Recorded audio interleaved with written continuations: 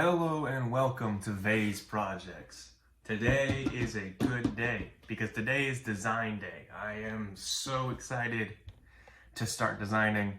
I think what I have is actually really good, and I know that I say that every time and it ends up being absolutely terrible and I need to change some things in this whole process, but this time it's going to be different. Like actually, I think these are good. Okay, I think some of these are good. Let's go to the board. Let's start at the start because that's where you start. Link 1. All right. Basic design parameters for link 1. What it needs to do. It needs to connect the base to link 2. And it needs to drive from the base and link 2. All right. So for connectors, we have a male connector going into a female base, and a female connector here going into a male link 2. Don't laugh, that's just what it's called. For power drive, we're going to have in these connectors, this isn't a circle, it's a D profile here. It's called a D profile because it looks like the letter D. Most motor shaft connectors are going to have a profile like this, so when you put it in, it just rotates. Or a double D connector, don't laugh, which looks like this.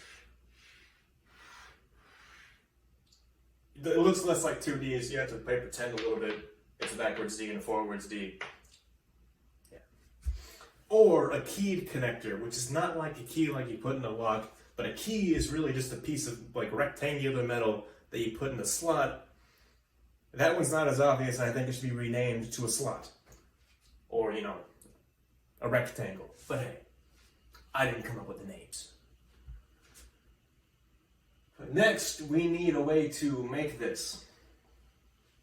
And this is where I compromise my values just a little bit. I have a little bit of bad news. I'm not going to be making it from, water bottles and Gorilla Glue like I usually make my things. Recently, I have purchased a 3D printer. I know, that's expensive and it doesn't fall in the budget, but I purchased it for me and not for this project, so I justified it that way. And I will be 3D printing these links. You're right to be angry, and I'll take it in strides, and I'll try to be better. But this is how it's going to be moving forward. I'm going to 3D print these links. But don't worry. We're still trash can engineering. I still have that broken DVD player, and we're still gonna make things from it. We're not done with that yet, but we are gonna 3D print these links. I hope you can find it in your heart to forgive me.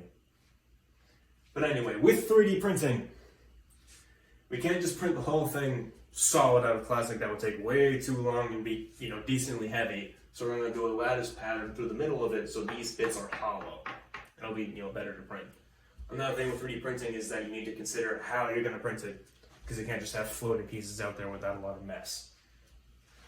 Next, we have dimension values. The dimension of the D profile will be determined by whatever motor we end up getting. And we need to do that after we do this, because this will update the dynamics model, which will allow us to get torque ratings I talked about last time. For dimensions, we have 6 inches. Did I make up this value? Absolutely. Will it need to change? Probably yes.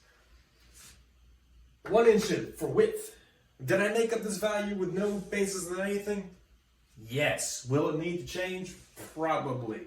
And then 1 inch here. Did I make up this value? Yes, I did. I'm not basing these dimensions on anything other than what I think is an appropriate length, which isn't a basis, a kind of, but these will probably most definitely change. But yeah, I think this is probably the most solid out of all the link designs that I've done. And if that scares you, good, because it scares me too.